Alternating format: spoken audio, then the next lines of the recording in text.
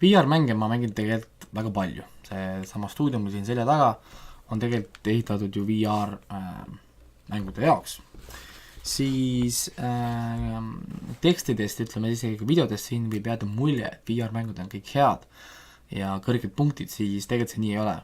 Üldiselt ma olen otsustanud teha niisuguse reegli, et ma päris kõigest ei räägi, eriti kui mängud on halb või poolik või tal on midagi viga, siis ma üldse ütleme, ei räägi sellest ja jätan siis mängu tegijatele niisuguse võimaluse või ütleme, et teevad siis mängu paremaks ja ei hakka nagu siis neid halbu hindeid ja tagasisidet siis nagu loopima.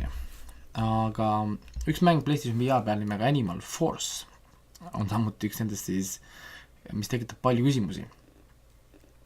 Aga midagi, hakkame mängust rääkima ja siis pärast kokkuvõttes ütlen veel mõned sõnad siis juurde. Torni kaitsmise žanr või siis inglise keeles Tower Defense on maailmas vägagi populaarne, eriti väikeste käsikonsoolide ja mobiilimängude hulgas. Siis Animal Force proovib teha seda VR-keskkonnas ning lisada sinna omale unikaalset niši, kuid midagi jääb selgelt vajaka. Idee mängu taga on veider, kuid kirjeldab selgelt seda, kui mitte tõsine see teos tegelikult olla proovib. Tulnukad saabuvad meie planeedile kavatsusega siin kõik üle võtta ning inimesed ei ole suutelised midagi vastu hakuks tegema. Kõikide üllatuseks asuvad planeedi kaitseks välja kohalikud loomad. Multifilmilik joonistatud värvikirja maailm on selle mängu üks tugevamaid plusse, olles muretu iga enda esitletud asja juures. See teeb mängimise kergeks ning võtab igasuguse surve mängija sellest ära, sest iga signaal ütleb selgelt. Siin ei ole vaja muud kui ainult lõbu tunda. Žanr siin mängu juures ei ole siiski täiesti klassikaline, vaid natukene laiendatud. Ehk siis see unikaalne nišš, mida ennist mainisin. See tähendab, mingit otsest asukohta või torni tegelikult siin ei olegi, vaid inimesed on see fookuspunkt, mille ümber mängija plaan peab olema seotud.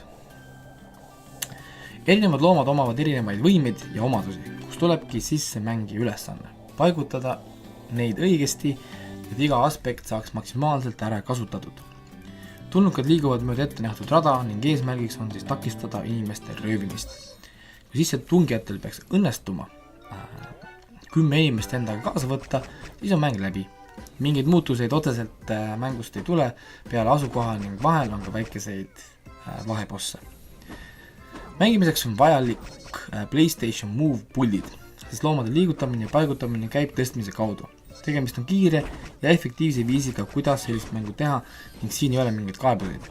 Tempo ei ole just väga massiivne, seega PlayStation VR suurimaks probleemiks olev üks kaamera siin oluliselt midagi ära ei võta. Tegemist on lühikese mänguga, millest ise kahjuks jagu ei saanud. Alguses on mäng liiga kerge ning jõudsin juba mõelda, et kas tõesti see ongi kogu väljakutse, kuid juba järgmine asukoht on päris palju keerulisem. Mingi hetk kusagil 3.-4. level on tulnukate ründamine massiivne. Seega mängija peab mõtlema kiiresti, planeerima täpselt ning ega tegelikult eksida enam ei tohi. See tähendab, et siia peaks panema palju aega, et oleks võimalik kõiki taktikalisi võimalusi selgeks õppida. Mängus on olemas ka veider must auk, mis ilmub teadaolemata põhjustel ning hakkab mängija üksuseid neelama. Tundub olevat tasakaalustav mehhanism nende mängijate vastu, kes on lihtsalt liiga osavad. Olgugi, et visuaalne stiil on nauditav, siis graafiliselt on mäng siiski nõrgema poolne. Muusika on olemas, kuid sedavõrd unustatav, et selle märkamine on isegi keeruline. Loomadel on olemas ka mingisugused häälitsused, kuid üldine mulje on selline indie-mängulik, kus kõik asjad viitavad väikesele eelarvele. Idee on kiiduväärt ning mõistan suurepäraselt, et miks just sellisena seda taheti teha, kuid veidralt äkiline raskusaste, korduv mänguviis ning natukene mõistmatud mehhanismid ei lase seda nautida selliselt, nagu sooviks.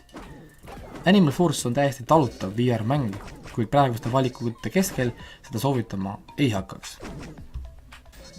Nii, Animal Force on siis üks nendest mängudest, kus tundub, et idee oli suur, neil oli konkreetne plaan, aga kas siis oskuseid, raha või midagi ei puudu, et see kõik lõpuks nagu ellu viia. Ja siis tehti mingi hetk niuke mõte, et kuulge, aga teeks selle loomad ja mitte tõsiseks ja nii-öelda nagu proovisid seda pinget nagu maha võtta, võib-olla ka, ma ei oska öelda, siis tähelepanu kõrvale juhtida sellest, et sisu on natukene vähem.